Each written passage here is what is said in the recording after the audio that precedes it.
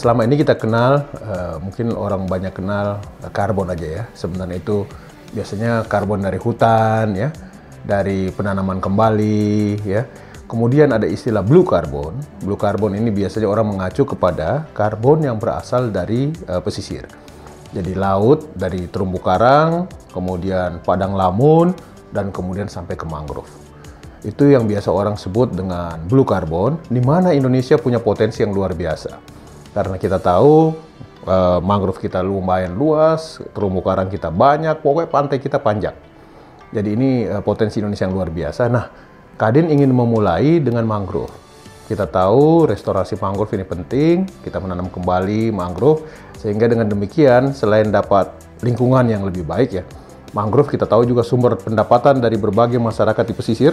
Di situ kita bisa panen kepiting, udang, dan lain-lain.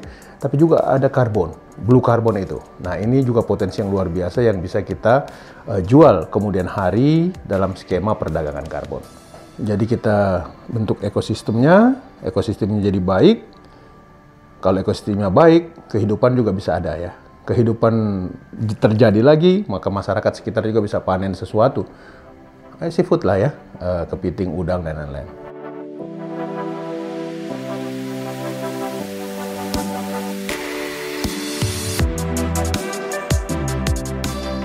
Salah satu isu yang penting waktu kita COP yang lalu adalah isu tentang regeneratif bisnis ya.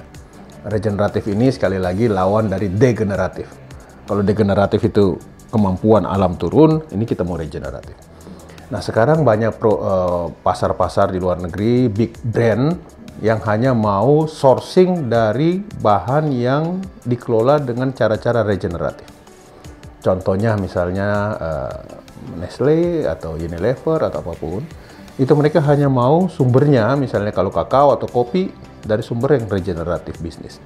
Ya, regeneratif itu mungkin tidak pakai pupuk kimia, tidak pakai apa-apa, dan dikelola agroforestry gitu ya sama-sama, sehingga klimatnya juga positif. Nah, ini isu yang besar, dan kami melihat Indonesia punya potensi luar biasa. Karena kalau kita bicara kakao, bicara kopi, bicara apapun yang regeneratif, Indonesia lah yang juaranya harusnya. Kita dapat matahari setiap hari, ya, hujannya juga ada, jadi tidak ada alasan untuk tidak nanam dan tidak tumbuh. Oleh karena itu saya kira ini hal yang paling penting, isunya pas, regeneratif, climate positif, nature positif, dan people positif. Ini Kadin ingin buat 1, 2, atau paling tidak 5 contoh, di mana konsesi anggota Kadin melakukan regeneratif ini dalam konteks multi usaha kehutanan. Saya kira yang kemarin itu yang mangrove kita sudah mulai ya. Jadi kita kemudian bisa identifikasi berapa tempat yang kita akan coba untuk restorasi mangrove bersama BRGM dan beberapa perusahaan anggota Kadin. Indika Energi misalnya juga ikut serta ya. Kita mangrove, kemudian kita juga buat pilot project yang tadi saya bilang regeneratif itu. Jadi kita akan tunjuk berapa perusahaan untuk mulai seperti itu.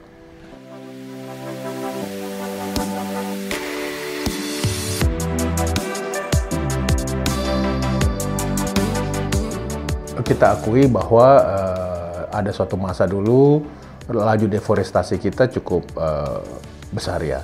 Tapi saya kira beberapa tahun terakhir ini kita sudah improve luar biasa.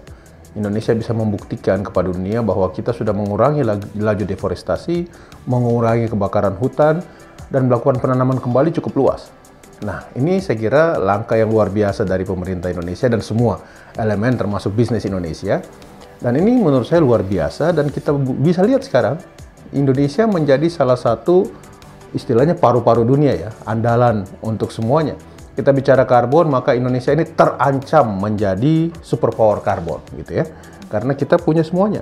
Nah, oleh karena itu saya kira kalau sekarang ada yang kampanye negatif tentang hutan Indonesia, mungkin juga tidak zamannya lagi kali, karena sekarang orang bisa lihat kok lewat satelit hari ini hutannya mana, besok gimana, ada perubahan atau tidak. Kalau zaman dulu, kita bisa tipu-tipu kan? Tapi zaman sekarang saya kira semuanya open, bisa dilihat, sehingga kalaupun kita bilang kita tidak deforestasi, orang bisa lihat. Tapi sebaliknya, kalau orang bilang kita deforestasi, juga kita bisa buktikan bahwa tidak ada deforestasi kok, kayak gitu. Jadi Indonesia masih tetap baik, menurut saya, kita improve terus, dan mudah-mudahan ini akan menjadi kekuatan kita untuk negosiasi apapun tentang kehutanan di dunia ini.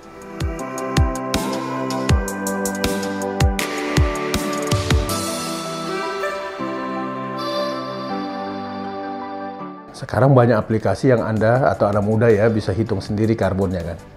Karbon saya berapa dari kantor ke rumah atau ke sekolah atau kemana, hitung terus berapa ton.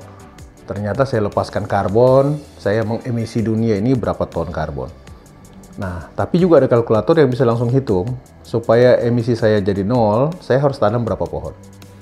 Nah, jadi itu bisa dicoba dan kemudian nanamnya di mana? Nanamnya silahkan cari misalnya ya, sekarang kan pemerintah kasih perhutanan sosial untuk koperasi, untuk masyarakat adat di mana-mana. Jalan-jalan, sambil jalan-jalan sekarang, anak-anak muda sebaiknya cari aja lokasi-lokasi yang ada hutan adat atau hutan sosial di mana, kunjungi masyarakat sambil nanam pohon atau bikin program. Kita meng-offset karbon kita sendiri. Jadi kita hitung karbon saya sendiri berapa sih, kemudian saya tanam pohon bersama masyarakat adat. Itu kan sesuatu yang luar biasa sih. Itu yang paling baik menurut saya.